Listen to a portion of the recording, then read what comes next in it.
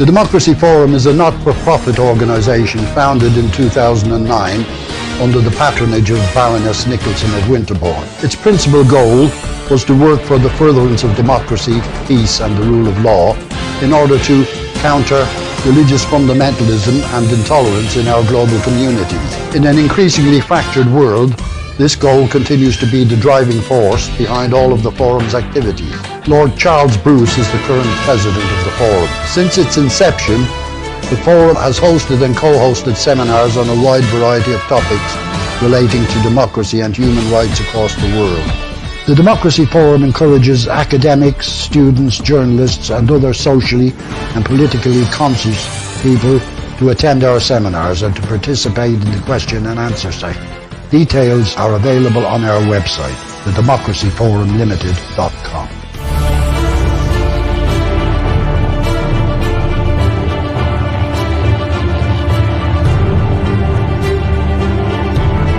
Dissidents from Pakistan have long sought refuge from persecution in the liberal West.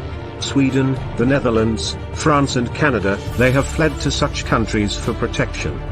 But the long arm of Pakistan's state security services is reaching into these places of supposed safety. Vocal critics of Pakistan have been attacked, or died in mysterious circumstances. This worrying trend suggests the Pakistani establishment is trying to stifle dissent not only within the country, but also beyond its borders.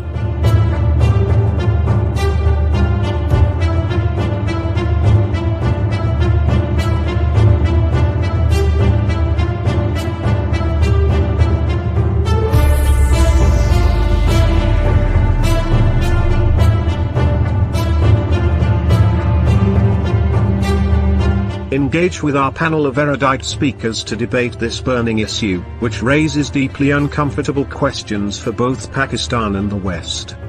On 14th July at 2 p.m. UK time. Streaming live on the Democracy Forum's social media channels.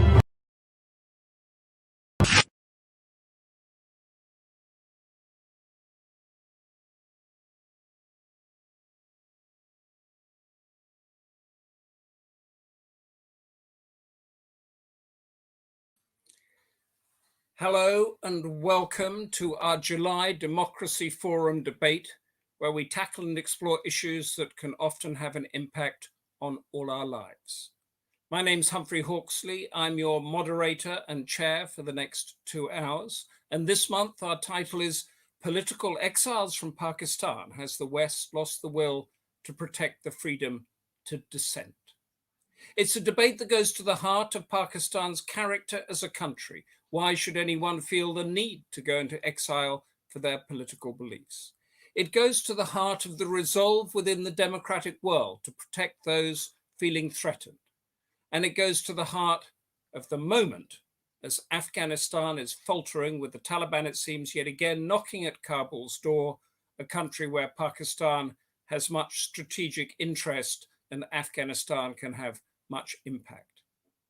We have a panel of brilliant, highly experienced contributors: Hina Jilani, Pervez Hoodbhoy, Taha, Siddiqui, Marcus Michaelsen, summing up at the heart of, from the British democracy, might be Barry Gardiner, Member of Parliament, but he might also be called away, not least because his constituency of Brent North is the home of Wembley, where the European Cup final happened on Sunday, and there's much post-mortem going on there. We hope to have Barry, but we may not.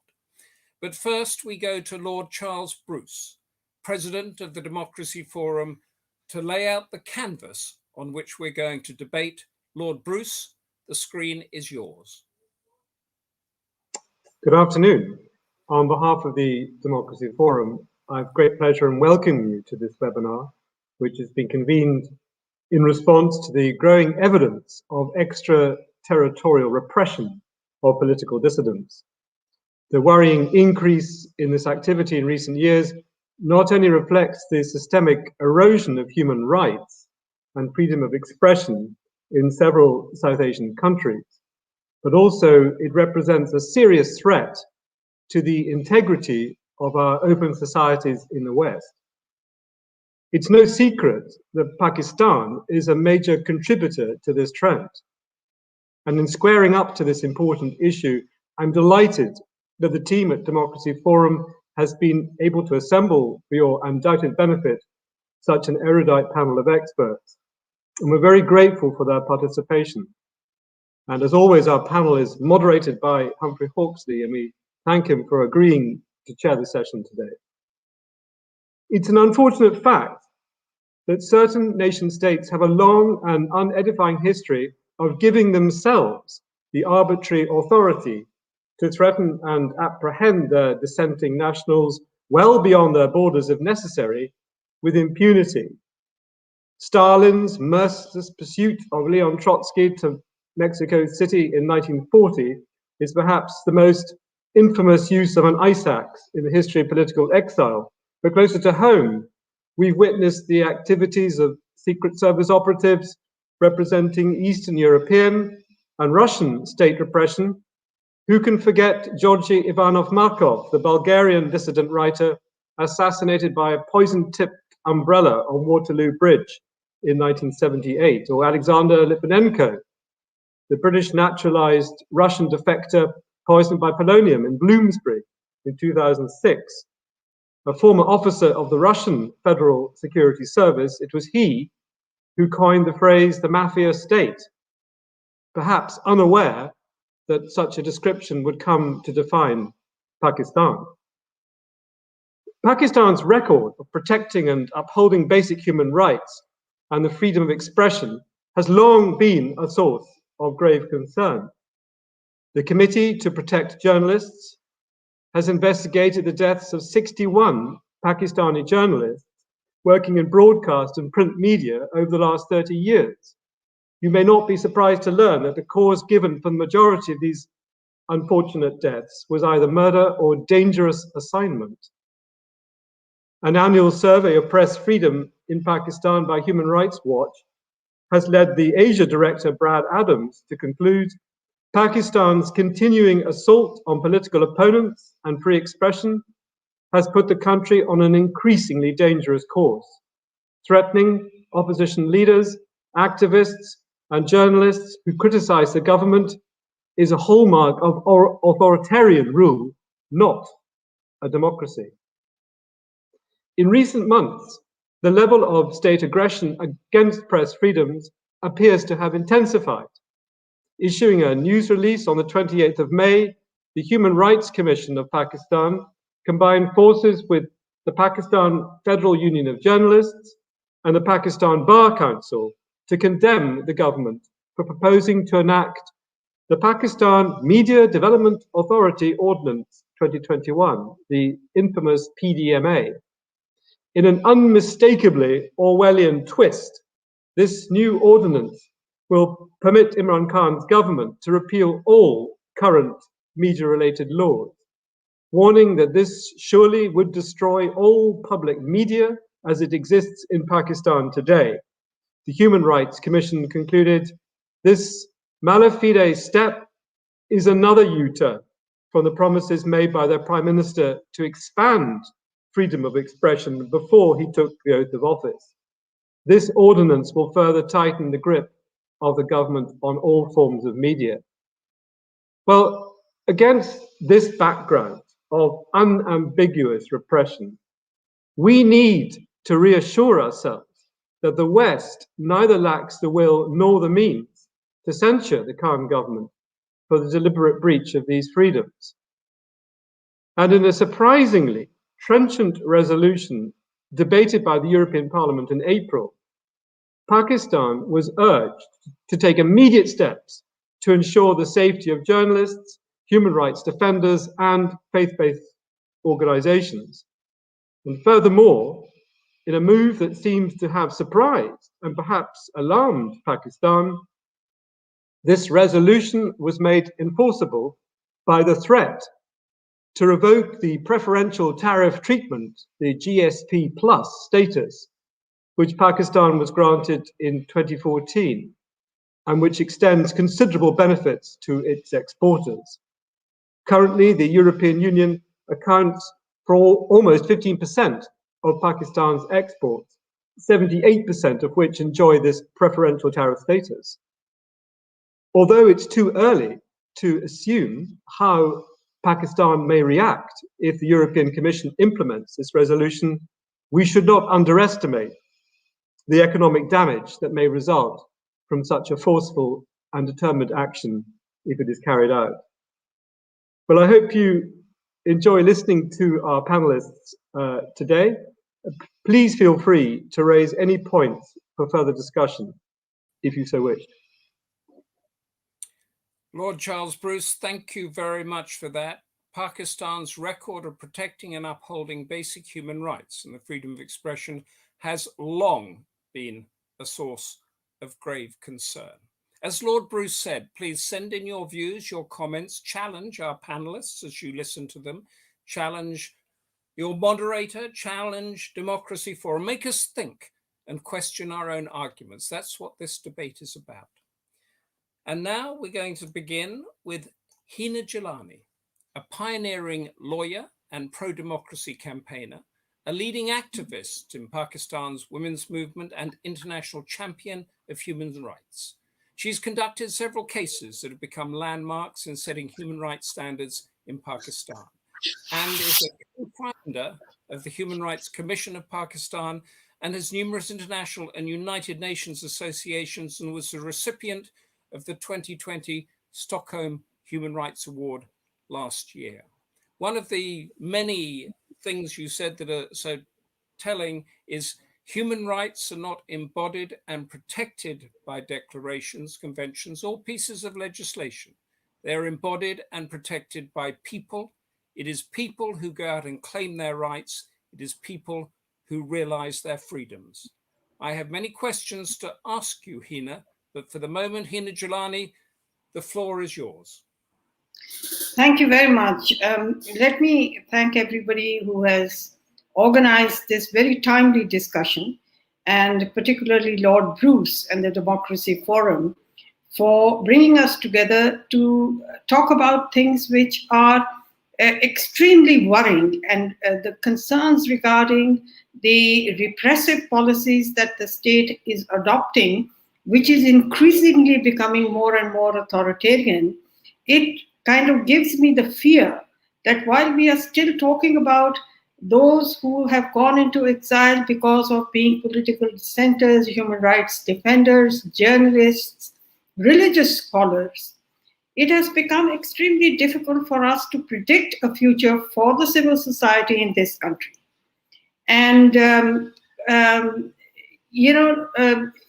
Lord Bruce has already laid the ground for the whole scenario where the multilateral system is waning, international interventions on human rights have become controversial.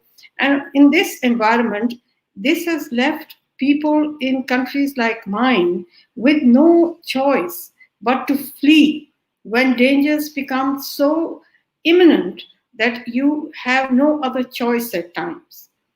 Now, I'm a human rights defender, so my focus is always on having a strong community of human rights in my country, so that we as human rights defenders not only feel secure, that we have people around us. And that is really, my source of comfort, rather than any protection that I get from either the state or otherwise. What worries me most is that this kind of environment that has been created and the kind of repressive policies against freedom of expression, against freedom of religion, against expression of any kind of opinion, against freedom of association, against freedom of assembly, is now forcing people to find better environments for their work, to continue their work. And it is depleting the human rights community in our country. That's my biggest worry. And when I hear of one more colleague from the human rights community having to go into exile, or even if they don't go into exile, they have to kind of go into the background. We really, in many ways, weaken the resistance that the human rights community or the civil society in general can offer to this very repressive form of governance that we have, not now only, but have had it for decades now. The concern that I have is that, when you talk about whether the West has not played the role that it should have played in pressuring states like Pakistan and other states where authoritarianism is growing, then it becomes very difficult to bring about a transformation. I'm not saying that human rights defenders or journalists or lawyers or those who have been trying to challenge the authoritarianism have not had any success. But those successes have been firstly very painful while the struggle was on. And secondly, they have been marginal in contrast to the power that the state has accumulated. And this power is not the power to give protection. The state has no capacity to give protection. What the state has done is to increase its power of control rather than increase its ability to give protection and fulfill its responsibility to protect. And that is one of the reasons why even non-state actors have become much more bold in attacking those who they believe are either politically averse to the narrative that they are putting forward or have different religious beliefs. And this is the reason why I think that in Pakistan, very, very unfortunate events have occurred. For instance, I'll just give you one example. Pakistan has always been a Muslim majority country, but, and Pervez Hoodbhoy will bear me out, that in Pakistan, the non-Muslim minorities population has depleted over the years. And there has been such an exodus of this population that it worries us that we are now becoming a state where a kind of homogeneity is being imposed much more than it ever was before. So there is the diversity is decreasing. And with diversity decreasing, those forces that have the ability to impose religious beliefs are now getting more and more powerful and more influential in terms of policies in this country. I think that also we need to mention the fact that the denial of diversity has in many ways triggered social conflict in this country, political tensions, and religious divisions. If we look at Pakistan, we have on the one hand the non-state actors who are taking their encouragement from the state to impose religious beliefs on a population that has, even in the direst circumstances during the 80s decade, resisted Talibanization of Pakistan to the extent that Afghanistan suffered. The ability of that civil society is now being eroded more and more because of not just repressive policies and legislation, but because of the practices that the state has encouraged within itself. We talk about repression and policies and legislative endeavors that the current government has undertaken in order to repress the freedom of expression and to harm journalists in the worst way possible. But let us not forget that this is a country which has the most vicious security structures. And the intelligence community in this country has been the foremost perpetrator of human rights violations that have driven people like Karima Baloch, like Sajid Hussain, like Taha Siddiqui, to leave the country, and they were not safe even where they sought asylum or sought some kind of safe haven. So these are some of the issues I think that we need to look at in order to see that there is very little room left for civil society to balance the powerful role of the state at this time. When I speak about the intelligence community, may I remind you that this country has recently, and this government has recently taken credit for bringing in legislation against disappearances, or bringing in recently a legislation, the Senate has passed a bill on torture. But what do you do with such legislation? As far as enforced disappearances are concerned, these are nameless, faceless people who disappear, and who disappear journalists, who disappear human rights defenders, who disappear political dissenters.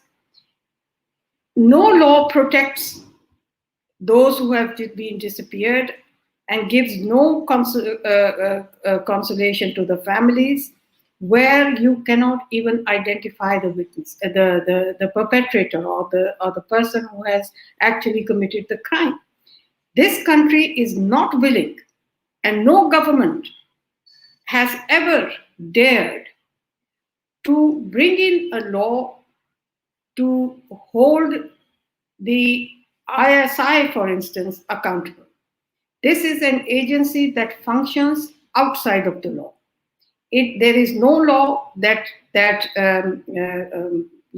gives them, defines their mandate, or in any way makes it possible for accountability to happen.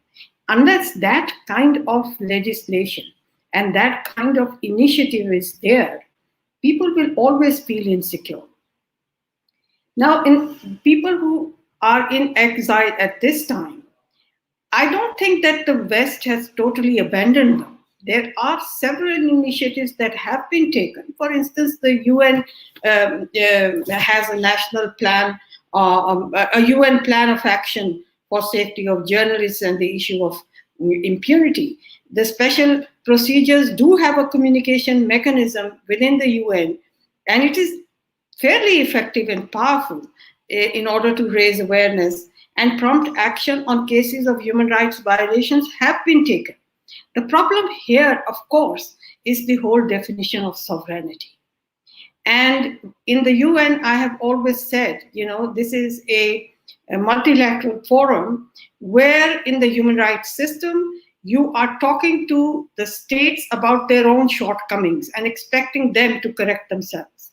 So these are some of the problems that I think at the international level that need to be rectified if we really want a global environment in which it is possible for those who can pressure governments to respect human rights, to ensure that people are secure, their lives are secure. And it's not possible to do that until and unless there is a redefinition of national sovereignty. I think that's very important.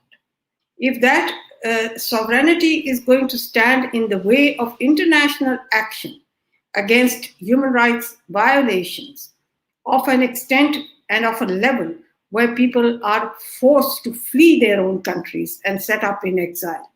When these people are in exile, you speak to Taha Siddiqui, and he will, I'm sure, tell you of the first-hand experiences. It's not very pleasant to uproot yourself and go and settle down. And then there are other issues that you have to adjust in a totally new environment. There are other repressive policies that you have to confront socially as well as politically as exiles. So these are some of the problems that I think we have all had, but we are also now trying to grapple with it. There are international initiatives that have been taken to, help out to organize some kind of support services for political exiles, for human rights defenders who are in exile. I know that the Netherlands has very recently contributed 3.5 million euros for the protection of journalists and initiatives in that regard, and UNESCO is supposed to do something about it. But as I said, these endeavors can only have a limited impact. You spoke of GSP earlier. Pakistan is obviously going to lose a lot, but whether there is a commitment by the European countries to exercise their leverage through GSP is another question altogether. I think those people who are watching Pakistan know very well what is happening here. People have been subjected to enforced disappearances.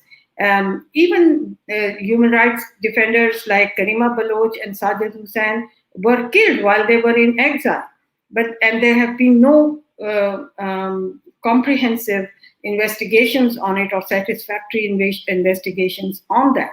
So I think these are some of the things that we must stress in our, in our efforts, that while we as human rights defenders are fighting for against repressive and authoritarian trends in our own country, we need the support from the international community. I remember the 80s when the Women's Action Forum had started its movement against the discriminatory laws against Pakistan and the harsh punishments that were being imposed under the religious laws that Ziaul Haq had brought. And I remember in that time we found that in the environment that we were carrying out that movement, there was no freedom of expression, there was no freedom of assembly, there was very little ability to mobilize public opinion. And the reason why we were able to survive that period really was because of the international public pressure that came, and the pressure that came on that military government from outside. So I think it's very important that we get that support in times of crisis in countries, and it's not just Pakistan. I would say, things are worse in Afghanistan at the moment. But as I speak, I also know that what is going to happen in Afghanistan is not a concern only for the population in Afghanistan. The impact of and the outfall of what happens in Afghanistan, in Pakistan, is also going to be very severe. We are already experiencing more authoritarianism in enforcing and protecting the narrative that the military establishment is putting out. There is glorification of the Taliban in anticipation of Pakistan's role in the post-American period in Afghanistan. So I don't think that this is the time that we can be, sitting back and not calling upon the international community not to just think of, initiatives for peace building in Afghanistan that have failed even before they started, but to also realize that this is a crisis which is going to affect the whole region. And this is going to lead to more and more people to put forward ideas against what the powers that be in Pakistan are proposing, and their expression of opposition to those particular endeavors is going to lead to more and more repression of those handful of people who will have the ability to speak. I'm also at the end going to say a little bit about, the mindset of the intelligence community, the military establishment in Pakistan, and this particular selected government that has, in many ways, abdicated its role to make policy It has already marginalized the parliament. It is standing with the military so that arbitrary decisions on security can be made and implemented. I remember that when during the 80s, when the Afghan policy was being implemented, we were not made privy to it. Nobody knew what the military was up to and what our intelligence community was up to. It is the same situation now. There is no open, open debate on what Pakistan's role should be at this time. Not just with regard to Afghanistan. We never even speak in our parliament about how to bring regional solidarity on human rights and social policy with regard to the strengthening of the civil society. We never have these kind of discussions openly. And it's either just India or Afghanistan, but we forget that South Asia is a region where there are possibilities of initiatives that can bring people together. There can be more trade between them, more exchange of populations from one country to the other. But these are not things that have ever been of concern to the military establishment. And anyone at the moment, I know, and I think Pervez will also have this feeling, those of us who are talking about a different approach towards Afghanistan, we are now under threat. Nobody wants to hear any of us. Our social media is under stress. You've already mentioned the new law that they're trying to bring in so that even those who have endeavored to speak out and make an alternative media for themselves will not be able to propagate any views other than those that the military is putting out at this time. So I do believe that the international community needs to pay attention. I'm not so discouraged as your topic of conversation suggests today. I don't think that the West really has abandoned, its efforts to promote and protect human rights in authoritarian cultures. But I think the West certainly has now other priorities. And their own, perhaps, initiatives have shown them that it has not led to much success when such initiatives have been taken. Nevertheless, like human rights defenders, never give up hope. And I don't think those Western countries who have a genuine commitments towards human rights should give up their efforts to protect and promote human rights globally, and to use whatever leverage they can on nation states that are becoming more and more authoritarian, and openly so. And they've become openly so, I think, mostly because the international community and its solidarity on human rights has weakened. Thank you. Thank you so much, Hina Jilani, for that. Can I pick up on a question that's come in whilst you've been speaking? And could you sum up for us in a nutshell the case of the human rights activist Idris Khatak? Where is he? What's happening with that case?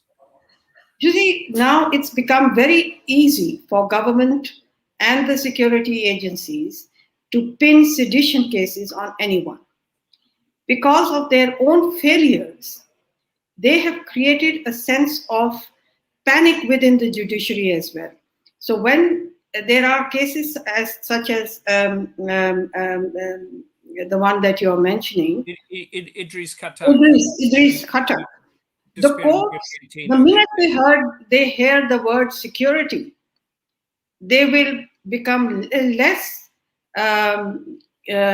conscious of their role for the protection of human rights and for enforcing constitutionally guarantees for fundamental rights. In Idris Khatak's case, we had some good judgments coming initially from the Peshawar High Court. But then, and for many, many months when this petition was being heard, nobody acknowledged the custody of this person. And then suddenly we hear that he's in military custody and that he's being charged with sedition and he's being tried by a military court. This whole concept of having military courts was rejected long ago in Pakistan, but it has come back, and the Supreme Court is saying nothing about it. And nobody is feeling the outrage of these kind of re-emergence of militarization of justice in this country. So Idris Khattak is under trial. I fear that he has undergone torture. This is something that we fear, and we have heard from his family of the way that he has been treated while in military custody. There is no justice in the military justice system.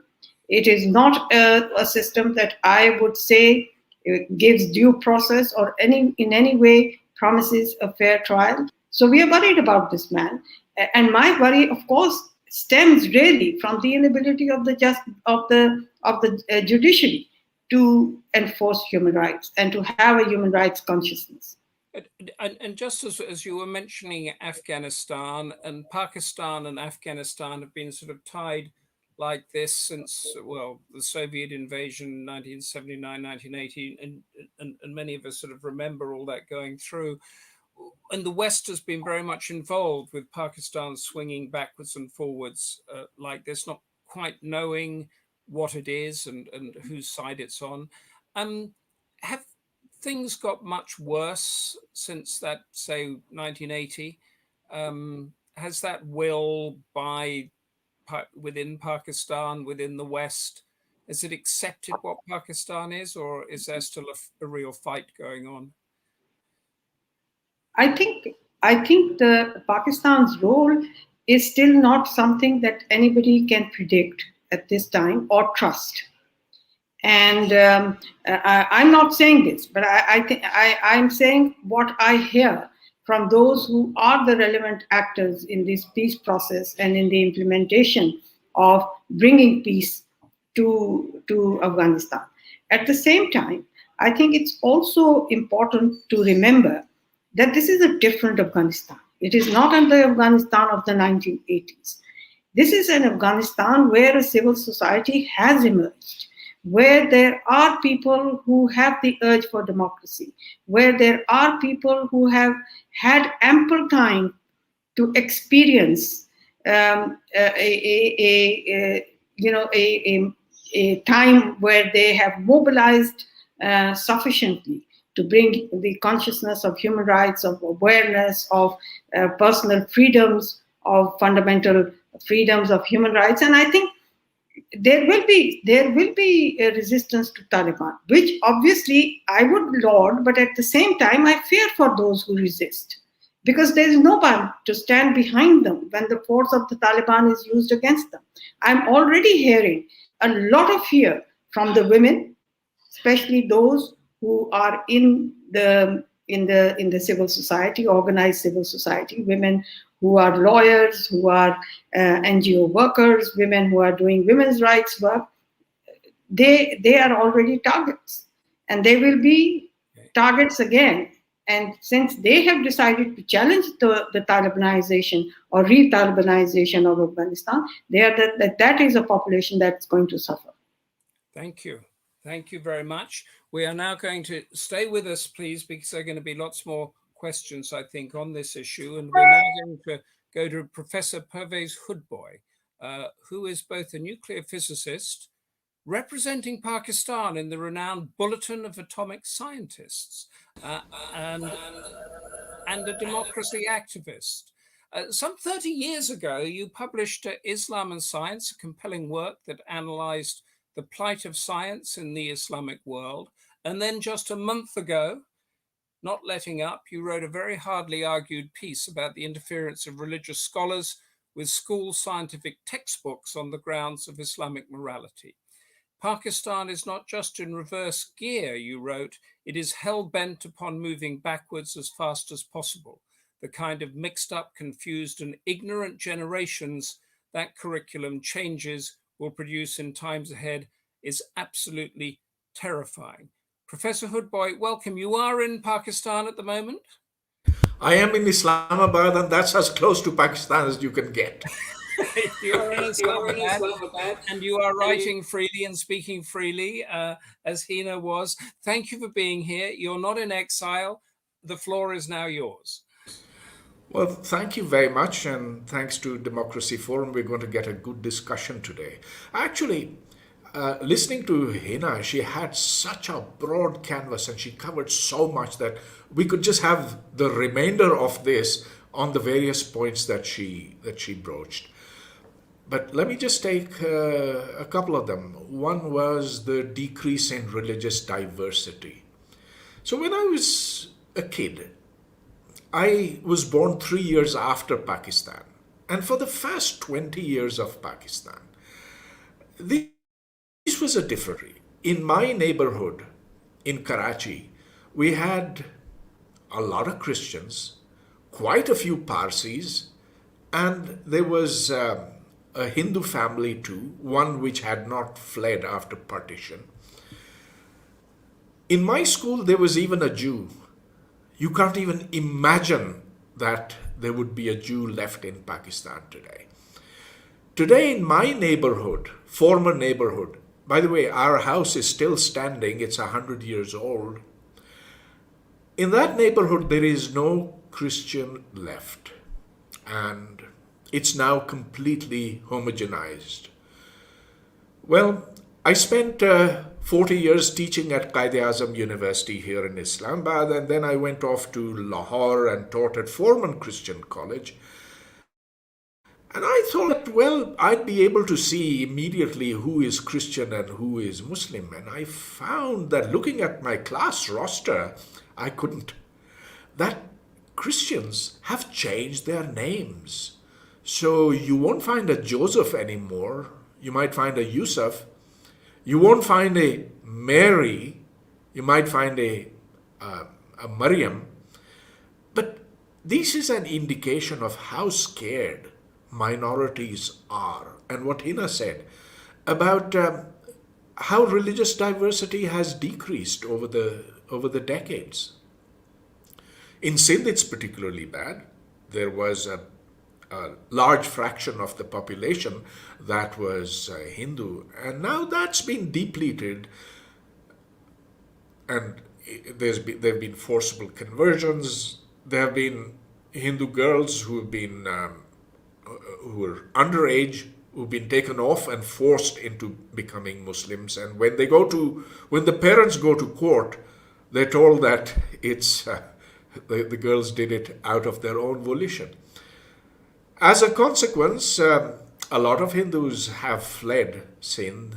They went into India, but then a lot of them returned. And that's the other point that Hina raised, that when you go to another country, you might get security over there, but it's by no means the same thing, and there are serious problems of adaptation. Well, I think all those who flee a country know that things are not going to be the same. Things are going to be very, very different. Let me now focus upon those who have fought for freedom. The exiles who have gone off to other places of the world because they could no longer be tolerated in their own countries. They knew that fighting for freedom, for the right thing, whatever that right thing is, fighting for that right thing is something that they must do, but it brought immense penalties. So at one level, you are marginalized, you are excluded from jobs, you are excluded from being considered, from being part of society in many ways. You're not allowed to publish, maybe you're not allowed on television. All that happens. And I think a lot of those who have left Pakistan have been forced into self-exile. They either found themselves marginalized, or they found it far too dangerous to be there. The lucky ones, the ones who did want to get outside and managed to get outside, I can name so many of them. They are academics like Aisha Siddiqui, who wrote that very bold expose of the army's role in Pakistan's economy, or they could be the bloggers, the 5 bloggers who were tracked down, and then found themselves at the mercy of Pakistan's intelligence services. Among them was Asim Saeed, Waqas Guraya, Salman Haider, a couple of others. And then there are journalists like, well, we're going to have Taha Siddiqui speak for himself over here, but those are not imaginary fears. They're very, very real fears. And we've seen what's happened with journalists here in Pakistan, in Islamabad for that matter. Yeah, I should say. Look, once upon a time, we used to think that the people who get beat up, the people who disappear, they are in Balochistan. Islamabad is safe. But that's not true anymore. So very recently, we had Asad Ali Tur, and before that, Matiullah Jan, who were just picked up from their houses or their places of work or just while driving. And it was absolutely clear who had picked them up. There wasn't even a shred of doubt, because there's CC camera footage for that. And, well, there's official denial or there's official silence. Anyway, they're the lucky ones who survived it. But as Hina said, there are ones who have been not so fortunate. Sajid Hussain, who was the editor of the Balochistan Times, mysteriously died in Sweden, or was it Norway? Sweden, I think. Fell into a river. The police said they couldn't find any foul play, which just means that those who killed him have gotten really smart. Or Karima Baloch in Toronto, walking by the waterfront, and although there are guardrails over there, is found in the water. Again, the police cannot find evidence of foul play. Well, there was something there, because when her body was brought back to Pakistan, the authorities wouldn't allow a normal burial. They blocked routes. They did not allow the body to be transported by the way that her family wanted. And at the burial, there was a very restricted number of people who were allowed, when in fact there were thousands, literally thousands, who were clamoring to have a last look at her because she was a well-known person. The utter lack of state sympathy for them. There's not a word. So when some Pakistani gets assaulted, killed anywhere in Britain, in Canada, there's a statement from the government, but there's nothing in this case. Well, these are the political exiles, the ones who actually fought and wanted to make a difference. But there are others who, because of reasons of personal enmity, because today in Pakistan, the way to defeat your rivals is to point a finger at them and say, he or she is a blasphemer. I don't know the number of people who are currently in jails awaiting trial for blasphemy. But I do know of this young man, Junaid Hafiz. He was 23 years old at Bahauddin Zakaria University in Multan, a lecturer who had just done his master's in English literature. And he'd come back with a lot of hopes and expectations of being able to teach in his home city. Some people in his department didn't like him. They said he had objectionable stuff on his Facebook page. He was abducted. Whether the contents of his phone were changed or not, I cannot say. But for 7 years, he was in solitary confinement in jail in Multan. Eventually, under pressure, he was brought before the court, and although the arguments were very, very weak, that's what the lawyers say, yet he was convicted and is now awaiting death. Well, these are the sad facts. There are lots more like that, but let me turn to other things in this. Well, one hopes that people in the rest of the world who are not directly invested in Pakistan, who have a universalistic outlook, who have a humanistic outlook, who care for other human beings, will take up their causes, will say that this is something that flies in the face of humanity. These are cruel crimes against people. It doesn't matter against who. These are, after all, human beings. Why have they been targeted? Now, that's an argument. That's very, very powerful because, look, humans are at one level all the same. Look at our genes, our genetics. They are identical. You might be white, you might be black, you might be you might be from some Amazon tribe or whatever. You might be an Indian, you might be a whatever. But it doesn't matter. We're all members of the human race, the human species. And so there's a natural, this becomes an extremely powerful argument that we've got to have justice for all humans. Okay, but it'll work when we raise our voices for everybody.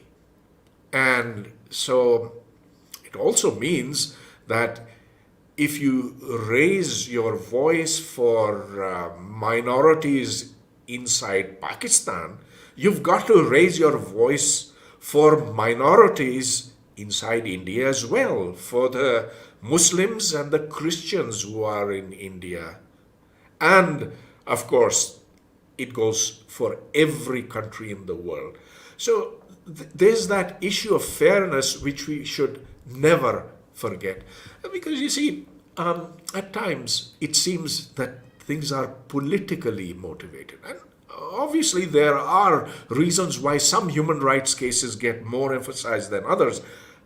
I did hear the case of Livichenko and that of Alexei Navalny is another one, or what's going on in Hong Kong. Well, the West doesn't like Russia, it doesn't like China, and so there are dissidents over there. And when that is picked up, there's always the allegation that this is politically motivated. So my contention here is that to make a moral case, that moral case is very powerful, but to make a moral case, you've got to be scrupulously honest in dealing, in speak to everybody without exception. And so you must speak about wrongs done to Muslims, to Hindus, to Christians, to people from Balochistan, but equally people from Kashmir, etc., etc. So that issue of fairness has always got to have priority. there's a lot else to say, but I'm going to conclude by raising this question of whether the United States, Britain, Europe, the West in general, whether it has levers that can do some heavy lifting. Earlier, the case was absolutely clear. I'm referring to Pakistan. Earlier, the case was absolutely clear because Pakistan was deeply indebted for military supplies, for economic relief, for loans, for all kinds of assistance to the United States, to Britain, and to Europe. But now we have another patron, China. And so it would seem as if that dependency has now gone. It's not true. The dependency has been reduced relative to the 1960s, 70s, 80s, even the 90s. China is becoming important now for Pakistan, but the West still has a lot of leverage. And let me give you some proof of that. The Federal Action Task Force, FATF, that's caused a sea change in terms of which militant groups are allowed to operate in Pakistan. And the situation is totally different from what was, let's say, 10 years ago. FATF has made a huge difference because it brings, these are control mechanisms that Europe, the West, has in its hands, and they are working. So Hafiz Saeed cannot be seen except in perhaps inside his house in Lahore now. Those organizations which used to recruit openly and have their billboards and have their collection boxes in offices, you don't see them anymore. Why? It's because there is the fear of economic penalties, and a lot of trade that Pakistan has is with the West. There's very little actually with China, which is surprising. We do supply some raw materials, but we import a lot more from China than we export to it. And furthermore, there is the issue of the IMF, the preferential tariffs, the interest payments on past loans. So all those make a difference. And so it's very interesting that General Bajwa, who's the chief of army staff, he said in his 8-hour meeting with parliamentarians, he said, look, it's true China's our friend, but we can't afford to let go of the West either. And so here is a perfectly legitimate control instrument that if you terrorize your people, then we're not going to be good friends with you. We're not going to tell the IMF to soften the conditions for you. We're not going to let you be off the hook as far as FATF goes and so forth.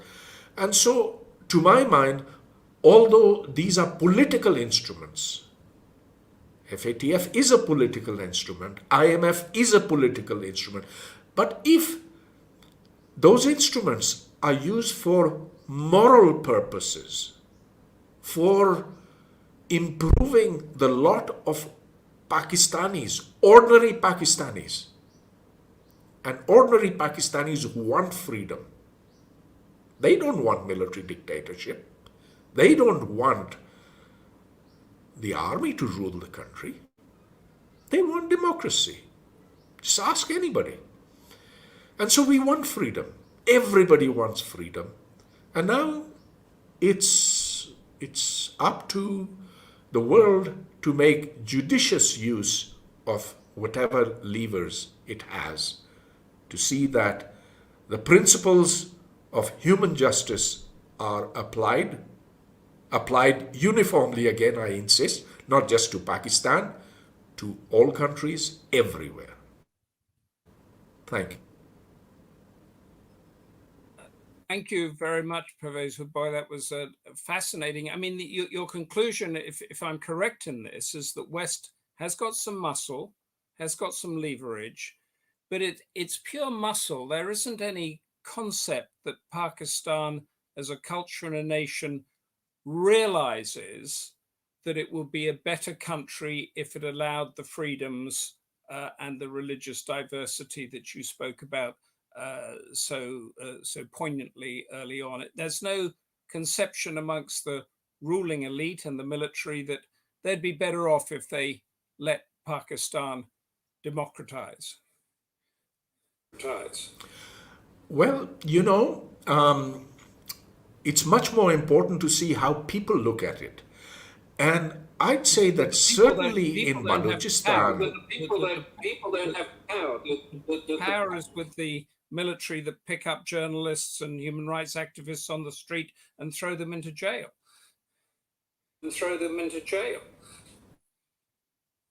I don't deny what you're saying, but on the other hand, it's our first job is to convince people about that diversity is a good thing, that you must allow for contrary opinions, but also belief systems that are different.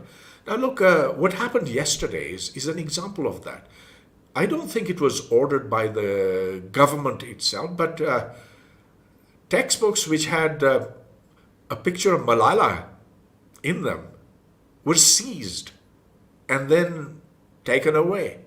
Malala, I think that is Malala who got shot by the Taliban. The schoolgirl who got shot by the Taliban. Yeah. I mean, she was I think a 14-year-old girl at that point, and what she done wrong? Why is it wrong to have her picture in a textbook? But that was the doing of some people in the education department who were outraged by this. And look, this didn't inspire an outrage on social media. In fact, a lot of people are saying, yeah, what she done.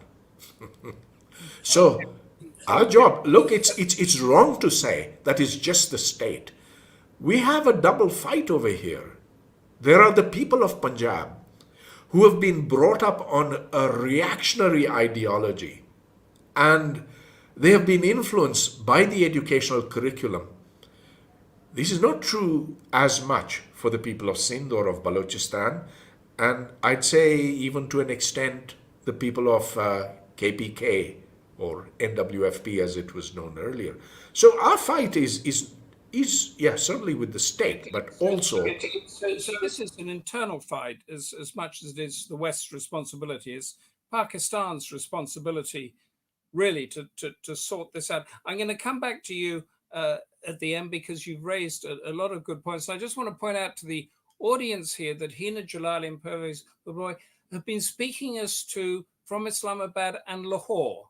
And I think, Pervez, in a fairly free way, have you held back on anything you've said, or so that you don't get forced to work somewhere? No, I think let's wait for the questions to come in and let's go by that. Okay. Because now we're going to our next panelist is in exile. Taha Siddiqui is an award-winning Pakistani journalist and has been living in exile for the past 3 years, I think. Is it, Taha, after surviving a kidnapping and a possible assassination attempt?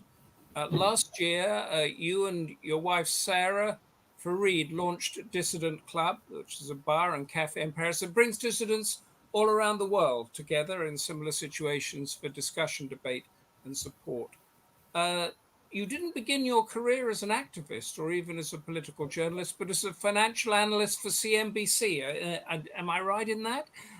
But you realized that that finance existed in a wider world, and you switched to political reporting, ended up working for the France 24 network, which is when you were told by the military, by military contacts, that you were beginning to cross their red lines. And there's an ongoing joke, let's take a selfie with Taha because it might be his last. So you, in a way, are the embodiment then of this debate. You're in exile in Paris. Has the West lost the will to protect freedom from dissent? Taha Siddiqui, the screen is yours. Well, thank you for having me and giving me this chance to speak. I'll probably focus more on my own sort of personal experiences as you highlighted, in the sense that because of the fact that I am myself in exile, I would like to go and explain a few little things that perhaps the previous speakers, Pervez Hoodbhoy or Hina Jilani, were talking about what the situation is in Pakistan. They talked about a few of the exile cases. One of the things that we have to remember is that exile for me right now, for example, means exile for me, my wife, and my son. But it does not mean exile for my family, which continues to live in Pakistan, my extended family network. That includes my parents, my in-laws, my brothers and sister, and other relatives in Pakistan. And since the last 3 years, since I have left the country and have been very vocal internationally, speaking at different places, I continue to write internationally in different papers in the West, and I continue to manage a website which focuses on Pakistani news and underreported stories from there.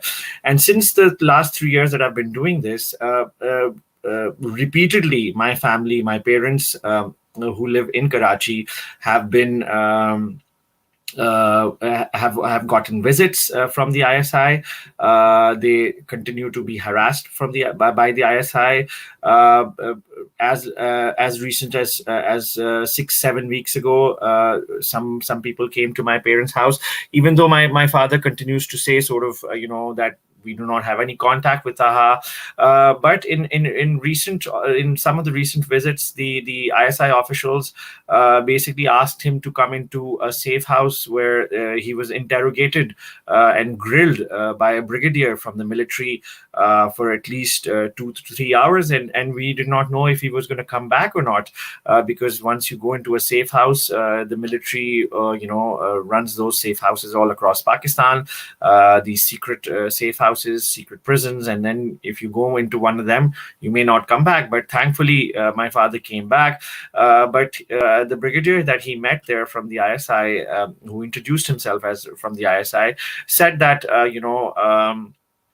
Taha thinks that he is in exile. He's in France, but you are all here. And what if something happens to you? So those were direct threats to him and to my family in Pakistan. So that continues to happen. So exile may mean safety for me, but does not mean safety for all of the family, which continues to live there and does not want to leave Pakistan because they perhaps don't have the same sort of activism that I've been involved with, or they don't want to take the route that I took.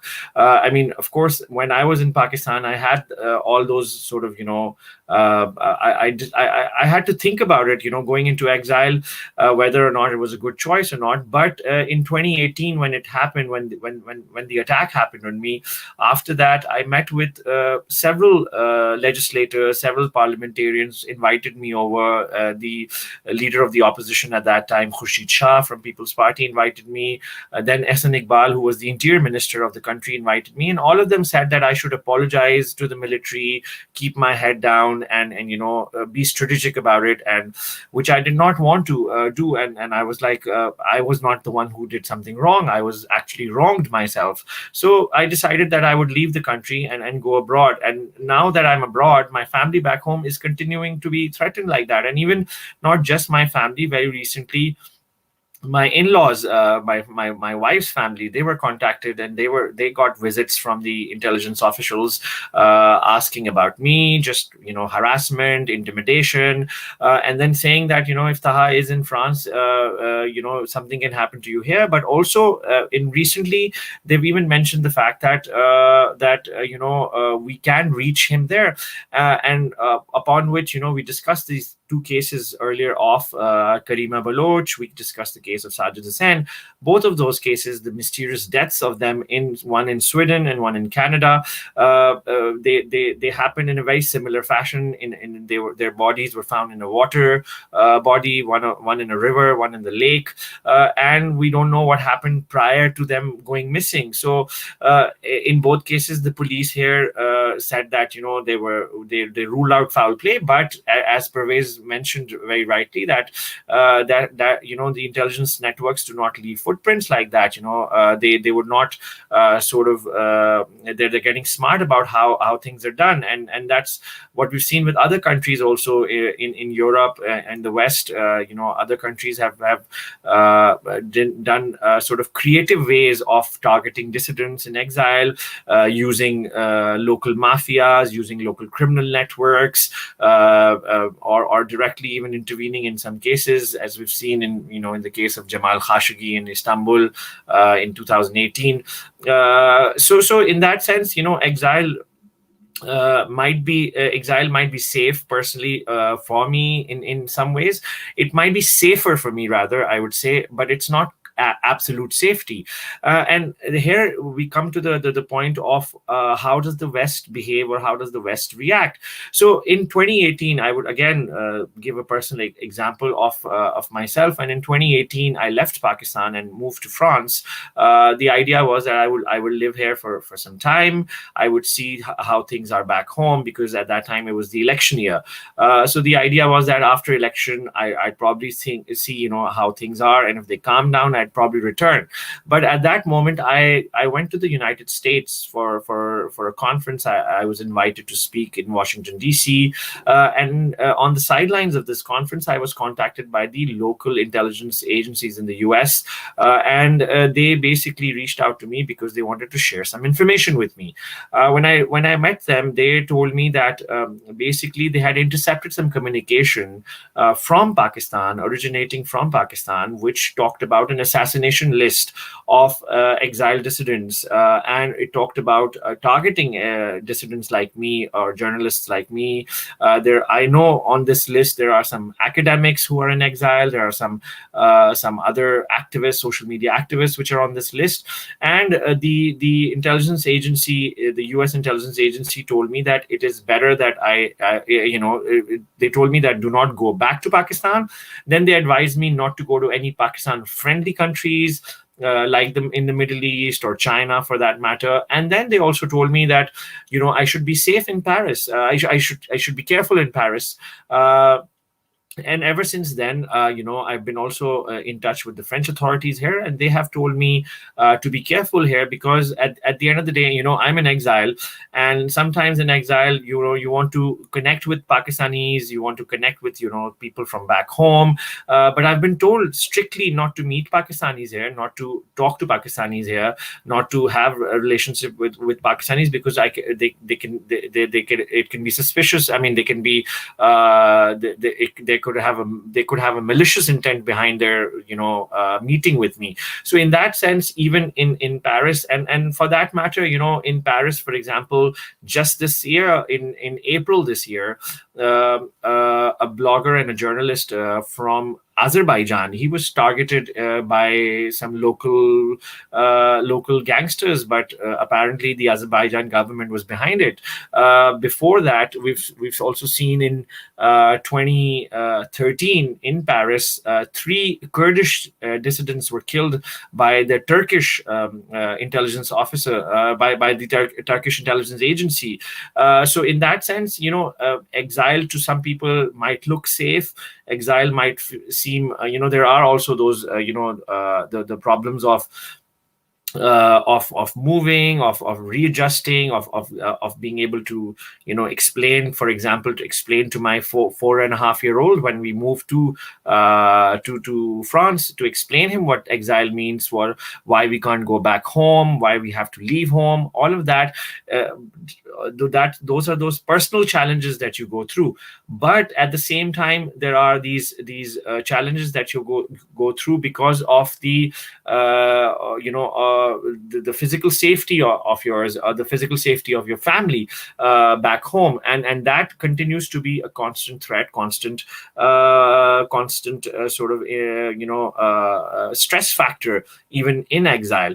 And the visits that the ISI, the intelligence officials, have been doing at my parents' house in Karachi or in Lahore at my in-laws, they've been saying that they have these big files on me, and these big files with what my tweets, my articles that I write, my YouTube videos of links. Maybe perhaps this video will become part of their record, and they keep saying to my family back home that I should stop this, or otherwise something will happen to them or to me. So I'm always on the watch in that way. And as you mentioned in the beginning, now I run a place called the Dissident Club in Paris, which is a bar and a cafe. It's an intellectual project that we launched with my wife, and the idea is to gather dissidents and dissidents from around the world. And I do a lot of events on different parts of the world. We did something on Afghanistan just yesterday. Before we did something on Egypt. We've done something on China, and we do talk about oppressive regimes around the world. And I've realized that even at this particular spot, I have I've had surveillance from the Pakistan embassy. I've had surveillance from the Chinese embassy. I've had Chinese embassy officials coming to me and repeatedly coming to the bar and saying, we're just here to check out the place. But of course, they're not there to just check out the place. They're there to send a message to me to be watchful that the Chinese are watching me. Or, for example, the Pakistan embassy officials people connected to the Pakistan embassy officials coming to the bar and noting down all the contacts, taking photos. And after all, it's an open door policy that I have. Anyone is welcome to the place. It's an intellectual place. You're most welcome to come and listen to talk and have some food and drinks with it. And the idea is to mix people together like that. But because of that open door policy, I am subjected to surveillance even in Paris. And this is where I would like to bring in the idea of what the West is doing, and if the West is doing enough or not. I think the West is definitely out there trying its best in some ways to protect dissidents in exile, but at the same time, it's not doing enough. For example, in my case, or in many of the other cases, we've been given an exile status. We've been given the proper documentation. All of those things went really fast for me because of my case was quite public. Everybody had reported it. Here in France, the biggest newspaper called Le Monde had done a story about my attack. So after that, my case went really fast. But on paper also, I got everything, but many people don't get that. So that's another issue. But in my case, all of that was good. But for example, I know of another case in the US of Gulala Ismail, who is right now in the US. Her father, again, is being persecuted back home for her activism. And Gulala Ismail's case of exile, of getting political refugee status, that met a lot of hurdles because she had terrorism charges against her back home, but those were fake or fabricated terrorism charges. So in that sense, the West needs to sort of look at how Pakistan uses laws against dissidents and should not make them continue to live in trauma. That happens a lot with the Baloch exiled dissidents. In case of Karima Baloch, for example, when she moved to Canada in 2015, Canada stalled her case of her application for 2-3 years, and then eventually, due to public pressure and the stories about Karima, they granted her asylum. But before that, they were resisting that, and then eventually when she was found dead suspiciously, they didn't investigate it properly. They just left the matter as it is, and it's because at times people like us, people who are in exile, we don't sometimes have that kind of political capital, because we're another another state, or another citizen of another state. We're here just taking refuge, and many countries do not want to get involved in that diplomatic issue of going after something like this, like Karima Baloch's case or Sajid Hussein's case, because it might uncover and unearth some uncomfortable truths, and it might affect the diplomatic relations. And that's the problem that I see when it comes to the West, is that the West has human rights principles that it advocates, that it talks about, and we've learned about them from the Western democracies. But at the same time, we've seen that over the last many years, these human rights values have been traded and exchanged for economic interests, for geopolitical interests. In the case of United States, in the case of United Kingdom, for example, even when we were talking about minorities earlier on, about minorities going into exile, which is another whole thing. I mean, I'm in exile because of my intellectual freedom. Minorities go into exile because they just can't live. They're being targeted all the time in Pakistan by non-state, not just by the state.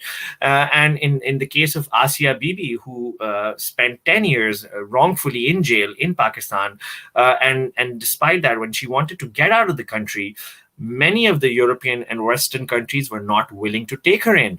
The United Kingdom was not willing to take her in. In Europe, many countries, we were in touch with many of these different embassies and different diplomats, because I know the family really well, and I was getting information where the Western countries were saying, no, she will cause chaos and she will cause problems, so we don't want that. And then eventually Canada granted her entry and asylum, and even there in Canada, she's been restricted to speak. She's been restricted to talk to media, not to make, from what we understand, from what we've heard. So in that sense, I mean, the West should definitely reconsider its sort of role when it comes to its sort of interests, and should it trade in human rights values with economic interests, with geopolitical interests, because and Pakistan does that really well. Pakistan, because of its geostrategic position next to China, next to Iran, next to Afghanistan, it plays that card where it plays a proxy, a rental state of different countries. The United States, for the longest time, has been giving Pakistan military aid, civilian aid, and not holding it accountable for its human rights abuses, and at the same time looking away. Now, for example, we're hearing that there seems to be some kind of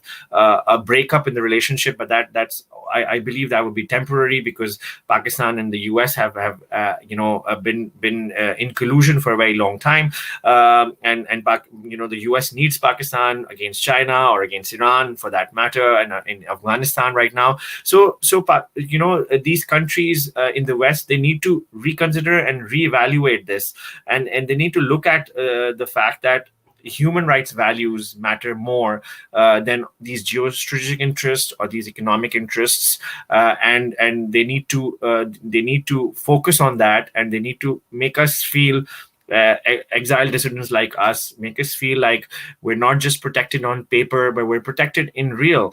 For example, when we have cases like of Karima Baloch, when we have cases like of Sajid Hussain, when we have cases, in my case, with surveillance that I've seen at the Dissident Club, or there was a social media activist who was beaten up in Netherlands from Pakistan, exiled social media activist. All of these cases, after that, they trace back to the Pakistan embassy, to the Pakistani missions.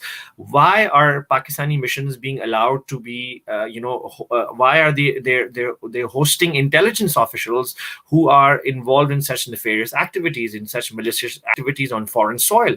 Some action needs to be taken. Some action needs to be taken against these embassies, which are acting as not diplomatic missions, but actually as an extension of the Pakistani military security establishment. I think, for example, France or the UK or the United States or Canada, for that matter, or Sweden, for that matter, needs to send a stronger message than just condemning it on paper or for performative reasons and adding to the rhetoric, but actually ensure that these people should be expelled. Pakistani missions, if they're involved in such activities, and we have given evidence to Western governments of such activities of Pakistani embassy officials, and that needs to be done. So a lot more needs to be done. Okay, thank you. That was a really very detailed and fascinating explanation. What line do you think you crossed? Did you have a specific story with a piece of intelligence or classified information or something, or was it just generally the way you were writing your stories? Well, actually, basically, the threat started with a story I did for the New York Times in 2014 or 15, I think it is. So it was a few years before I went into exile. And that story was about secret military prisons and how militants were being suspected militants were being killed in these secret military prisons, and I uncovered around 200 to 300 cases of that. That story got published on the front page of the New York Times, and after that, I started getting direct and serious threats. But then overall, I mean, it was it added on. I mean, there was that story. Then I used to work with France 24. I used to work with the Guardian, and I was also very active on social media, where I was speaking very freely. So in 2017, I had a case about cybercrime and counterterrorism against me, and the late Asma Jahangir, we filed a petition with her at the Islamabad High Court challenging that arrest warrant for me for cybercrime and counterterrorism. And when I asked the officials, I was like, what do you have a problem with? Can you specifically tell me what exactly is it that is problematic, and we can discuss it? They were more or less were not forthcoming, and they just said it's the overall things that you do. We need to talk about it. We need to stop it. So over time, it started with specific stories, but over time it became everything that I did and everything I said. I mean, I would tweet and minutes later I would get calls from a sitting brigadier in the military, telling me to take off my tweets, or else, I would meet consequences. So it became overwhelming at the end. And then, of course, in 2017, the case against me, I went into court. And then once I went into court, they were decided, okay, this guy doesn't want to stop, or doesn't want to he wants to continue doing what he's doing. So then they tried to kidnap and kill me. And that was it. So I decided that was the red line they had crossed, and I had to leave. But the biggest problem is in Pakistan right now is that, and I think there's a method to this madness, because they allow some people to continue to speak and say whatever, and some people not, and we never know what are the red lines you're crossing. They're so blurry, and that creates this sense of fear, sense of confusion, and a sense of self-censorship, because you never know what you might say trigger it. So because of that, we see so much of self-censorship in Pakistan, and then we sometimes see some people being vocal to some extent, and then things go bad for them also. So we're always on the lookout for people like Pervez Hoodbhoy, people like Hina Jilani, who are still in the country. We're very concerned that things what Pervez said today, or things what Hina said today, that could trigger it. We never know. I see that it's a dire situation, but also on their side, what you were saying about using their embassies and the intelligence operatives from their embassies to threaten you in Paris and surveil you in Paris is also, would you say, is a red line as far as the West is concerned? They should tell them that this is a red line. Once you cross this, these diplomats get expelled. Definitely, definitely. I mean, I think we've seen that happening in cases of Iran, for example. We've seen that happening in case of Russia, for example. But for example, in case of China, we don't see that happening. In case of Pakistan, we don't see that happening. In case of Turkey, sometimes we don't see that happening. I think, and why does it happen with Iran or Russia? It's because, again, there's this geopolitical sort of, geopolitics involved, and Iran is the big bad sort of evil, which of course it has its problems, but other countries also have that, so there needs to be a stronger message sent to all countries and all embassies that this will not be tolerated on foreign soil, especially when evidence has been given to them, when things are shared with them. I mean, in my case, for example, I know the person who did surveillance. He continues to live here in Paris. I know the embassy official from Chinese embassy official who came to my bar to do surveillance, where he continues to.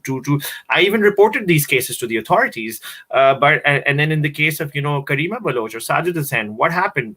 Nothing. So that sort of makes us rethink about what are the West priorities of the West.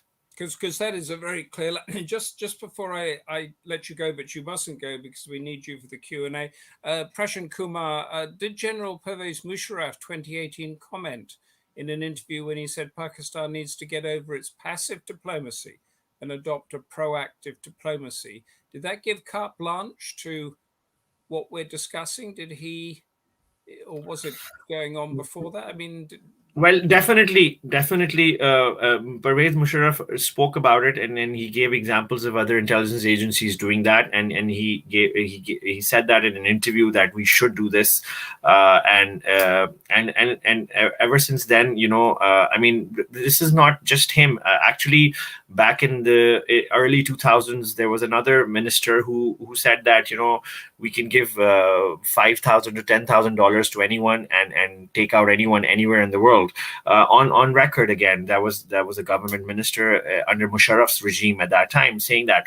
So repeatedly we've seen this kind of messaging and communication coming out of Pakistan. Privately, my family's been told that. I know other cases of families who are in exile, whose family back home have been told that. So definitely, I mean, there's always that danger, and statements like by General Musharraf doesn't help, prove that. It sort of encourages and bolsters and people to do things. I'm going to leave that fascinating topic here. In fact, it's not so much leave it because we're moving it on with Dr. Marcus Michaelsen, who is neither an exile or an activist, but he is an expert on digital networks, surveillance, and how authoritarian regimes bring technology to bear against international activist networks. It's like watching the Dissidents Club. Marcus holds a PhD in media and communications and a master's in Middle Eastern studies.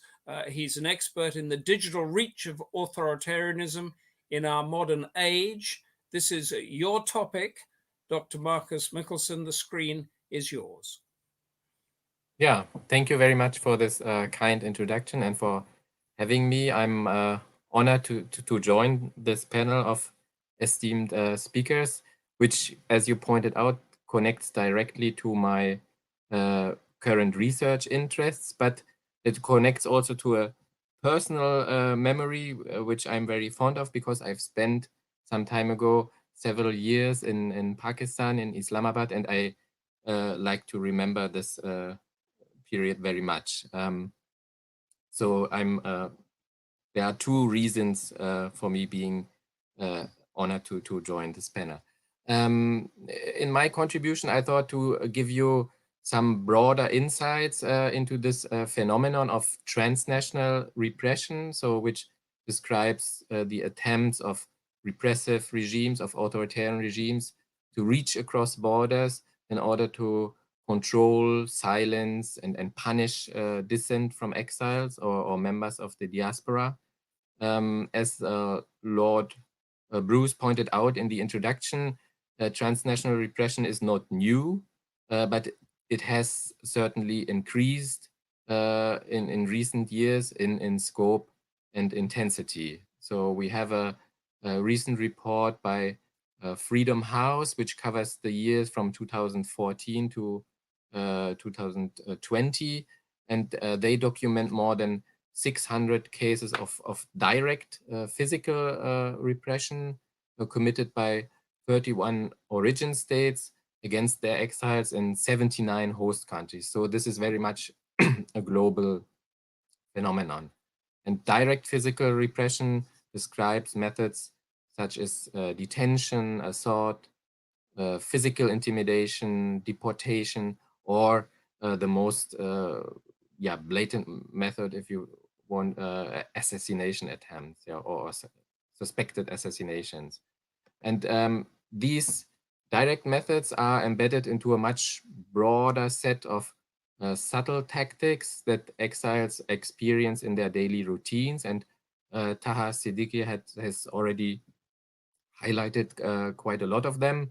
So we speak of surveillance, online harassment, threats from embassy staff, threats against family members in the home country, property confiscations also, or the cancellation of passports. And there's a whole range of countries engaging in acts of repression against their populations abroad. We have China with its global campaign against the Uyghurs minority. We have Saudi Arabia targeting journalists and dissidents. Rwanda going after former government insiders, or Turkey hunting down critics of President Erdogan. Excuse me. And Pakistan is, of course, a very relevant case in this list. So what are the reasons for this remarkable outreach of repressive regimes across borders? I would say, in a way, our ideas of authoritarian regimes are still shaped by the Berlin Wall or the Iron Curtain. But today's dictators no longer hide behind walls. They are embedded in a global system, and they had to find answers to the flows of information and of people across borders. And today, if people leave their country for political or economic reasons, they stay easily connected to their homeland, and they participate in its political and social affairs. And digital technologies especially enable journalists and human rights defenders to have a voice from afar and to mobilize for political change, to raise international awareness on rights violations in their home country. And regimes feel threatened by these external influences. Exiles can channel dangerous ideas of democratization and human rights back home. They can influence the international environment in ways that contradict regime interests, for instance, by increasing international pressure for more transparency and accountability. And because of this intensified involvement of diaspora communities, regimes try to control the activities of their populations abroad. And globalization has also given them better opportunities to do so. So the very same technologies that allow exiles to stay involved also help regimes to extend their reach across borders. Digital technologies are now an essential element in all forms of transnational repression. So with the help of social media, state actors can monitor political activity in the diaspora more easily and with a much greater scope. And in addition to this simple monitoring, we also see more aggressive forms of targeted surveillance. So government agents try to get into the devices or accounts of activists to spy on them. And increasingly, we see also advanced commercial spyware that is used for these purposes. And other digital threats include online harassment and smear campaigns, the use of false and distorted information, and trolls on social media that manipulate online debates. And with this toolkit already, governments are able to pressure activists into self-censorship, to undermine their ties to the home country, and to put them under tension and stress. And then they can easily escalate these digital threats into more direct methods of repression and go after their families in the home country, or send somebody from the embassy, as Taha Siddiqui has described already. And to give you another example of how authoritarian rulers exploit global networks for repression, we can also bring up the manipulation of the Interpol system. Governments who go after their exiles issue so-called red notices, so arrest warrants against dissidents abroad. And if these red notices are not properly checked, which is often the case, the person gets arrested by the police of another country with the risk of being returned or to their origin country, where they face imprisonment or even worse. And authoritarian rulers also benefit from the increasingly strict migration systems of Western democracies, because these systems are more and more geared towards keeping migrants out, and they can be manipulated to get a political immigrant detained or trigger some deportation mechanisms, or slow down their whole file, their case, their application for asylum. So all this shows, and this will be my final point, that host states of immigrants are deeply implicated and entangled in practices of repression across borders. Authorities often fail to recognize tactics of transnational repression. The surveillance technology that is used to spy on dissidents is produced and sold by companies based in Europe or other Western countries, and often governments fail to give a firm response to threats against dissidents on their territory, because they think it concerns some foreigners only and we still have too little understanding of how host states, the context of host states contributes and facilitates transnational repression. Therefore, it is really great that we take up this topic here for discussion. Thank you very much. This is from my side. Thank you, Marcus. I'm not going to let you go quite quickly. We're going to Q&A after this, but I just want to get a picture of this rather dystopian world that you painted here, which is obviously totally different to, say, 20 years ago or even 10 years ago, because the technology is such as it is. And the question we have on this debate is, has the West lost the will to protect freedom to dissent? Now, we've got, for example, the Five Eyes network, which is a massive data collecting thing. We had Taha's account there of being tipped off by American intelligence agencies of possibly a plot against him. Could they do more? Could the West do more with its technology to stop, say, the Pakistan government tapping into my computer and your computer and everybody's computer that's taking part in this debate to intimidate us and threaten us? Could they do more, or is simply the technological power not there? Yeah, they certainly could do more, but not in a way that I would now encourage our intelligence services to do, or the Western intelligence services to do more spying even on other people. But I think so the surveillance practices of the West somehow set a normative standard for other people to follow, and it's Western practices of going after suspected terrorists in Pakistan, for instance, or in other countries of the world. So reaching out across borders violently, that eroded these international human rights standards, and that encouraged authoritarian regimes to do the same, to go after people they often label as terrorists.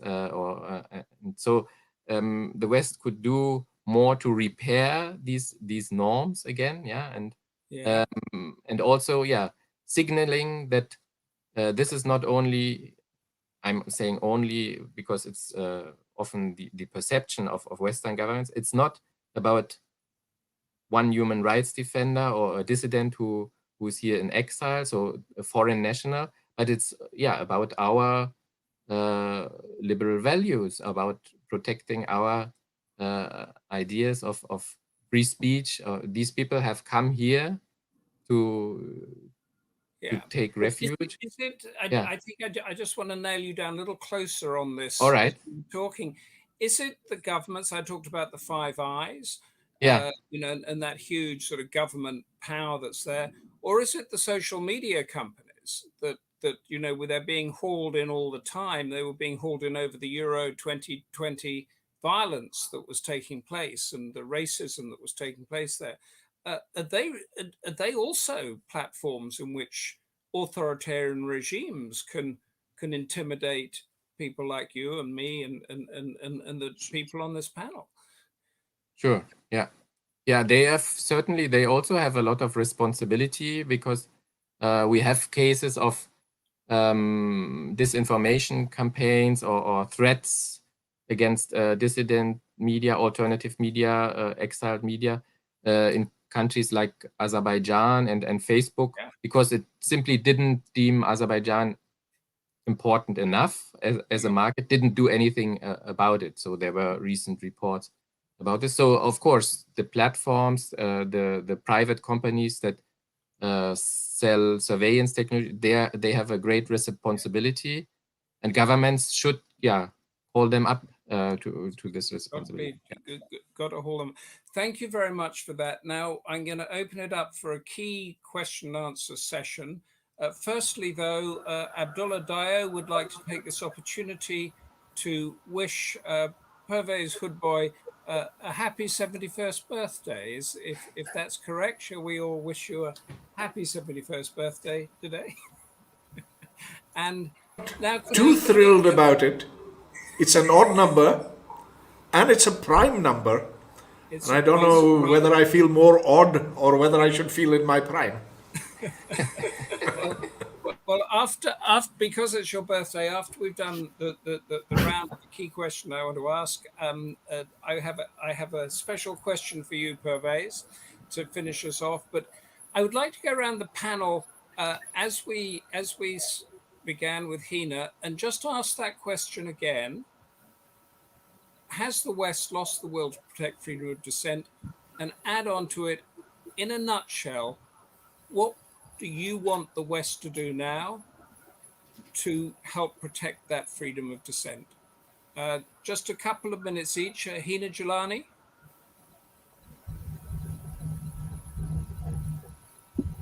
I think we've already said it.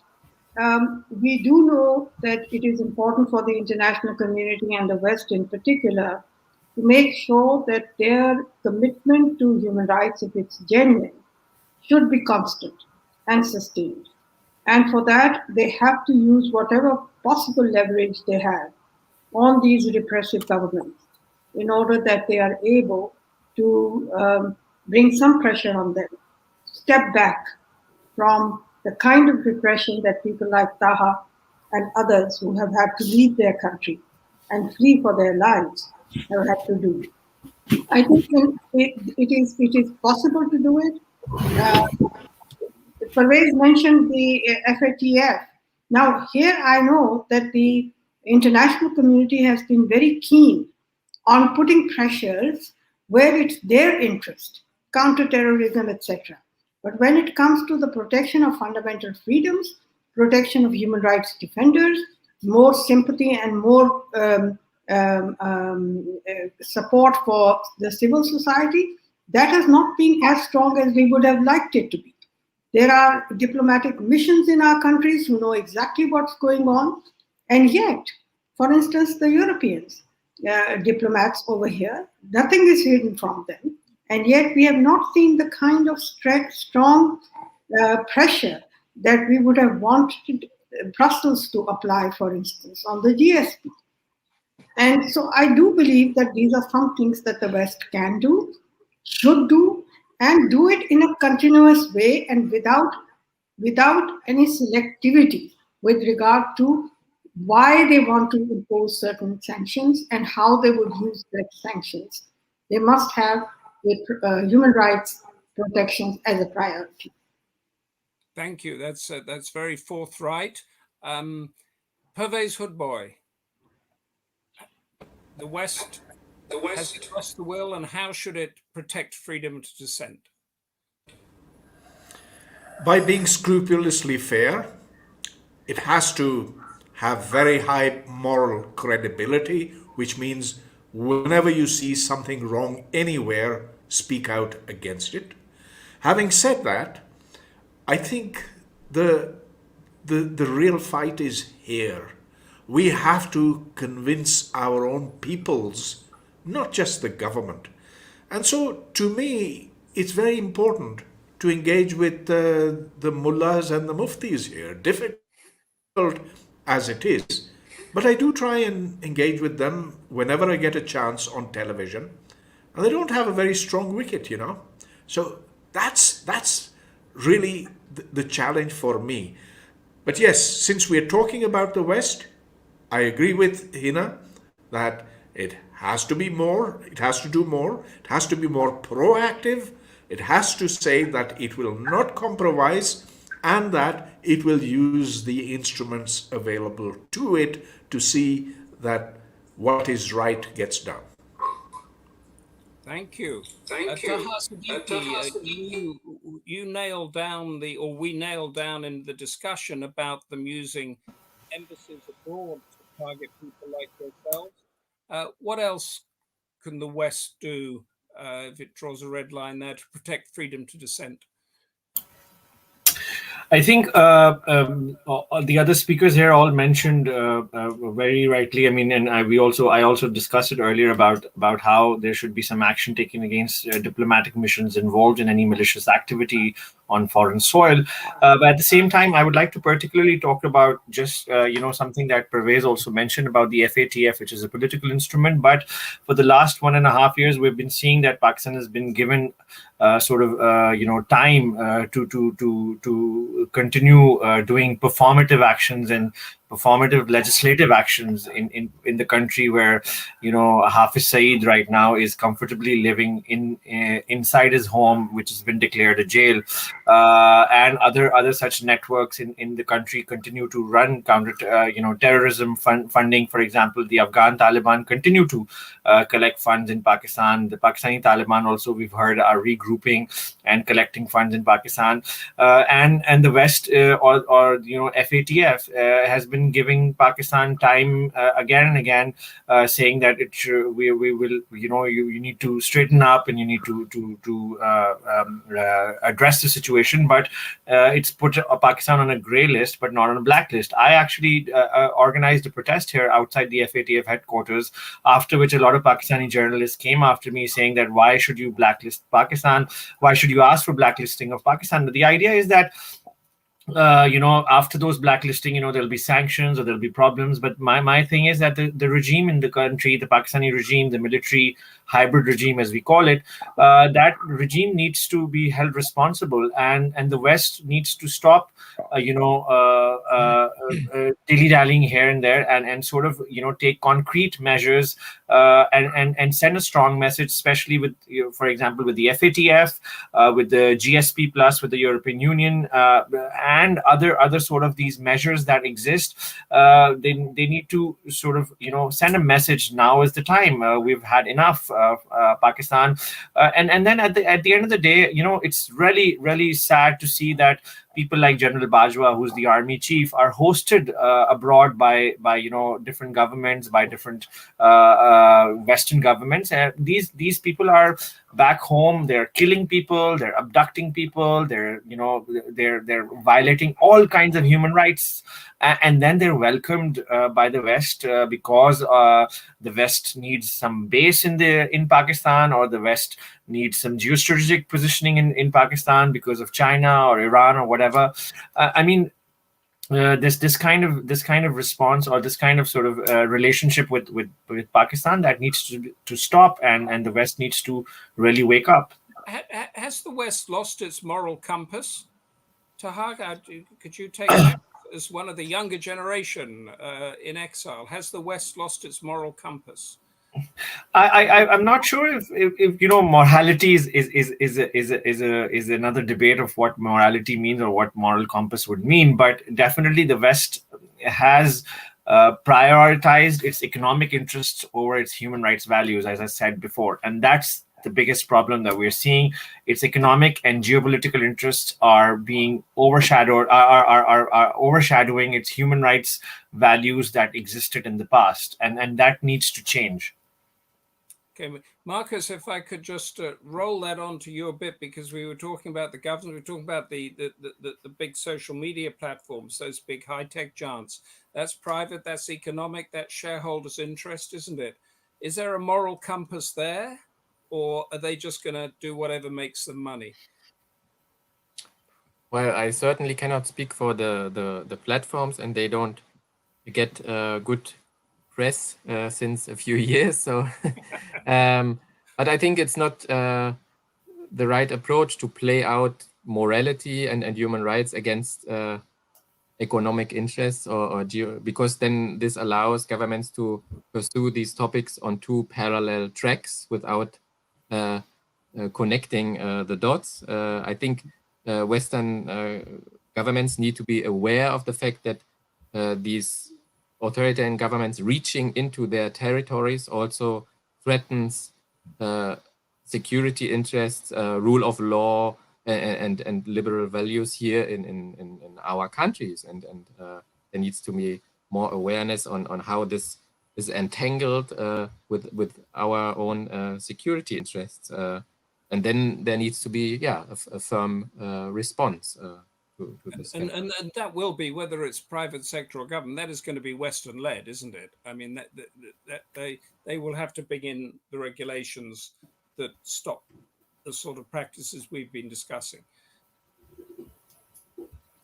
Is that a question? Yeah. It's a sort of common question. Yeah, just to sort of... Yeah. I mean, since many of people from these countries take refuge in Western societies, yes, it's the responsibility of the governments in these countries. Yes. That's great. Thank you very much, everybody. We've got about 1 minute left, and I'd like to give Pervez his birthday question. In your role as a nuclear scientist and the Atomic Scientist Bulletin, the atomic clock is at the moment 2 minutes to midnight. We've been discussing lots of dystopian, catastrophic things here. Do you think it's going to stay there, move back, or move forward in the next year or so? I don't see it moving backwards, but now I think that there is climate change which is competing with the threat of nuclear war.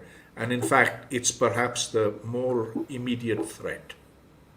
The climate change is in a nuclear holocaust. The atomic clock, for those not familiar with it, is explain what it is, Pervez. So this was started shortly after the Pugwash movement and the formation of the Bulletin of the Atomic Scientists, and it was the approach to doomsday. What if there is war between the Soviet Union and the United States? That would pretty much end much of civilization on Earth. How probable is it?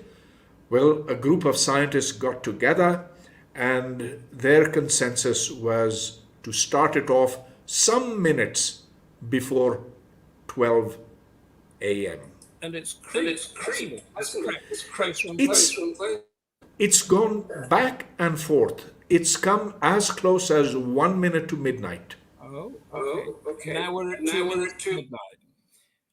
And on that and that happy note, I have to say thank you to everybody for listening, for contributing. Thank you, Hina Jilani, Pervez Hoodbhoy, Taha Siddiqui, Marcus Michaelsen, Lord Charles Bruce, And Barry Gardiner's place, we thought he might not make it, is very empty. Next month, the Democracy Forum, 25th of August, the usual time, 2 o'clock British time. The title will be, Will the China-Russia Relationship Hold? Understanding Contradictions and Convergence. Will the China-Russia relationship hold? Tune in then for another instilling, insightful debate. But until then, from me, Humphrey Hawksley, from all our panel, and from the Democracy Forum, goodbye and stay safe. Thank you very much.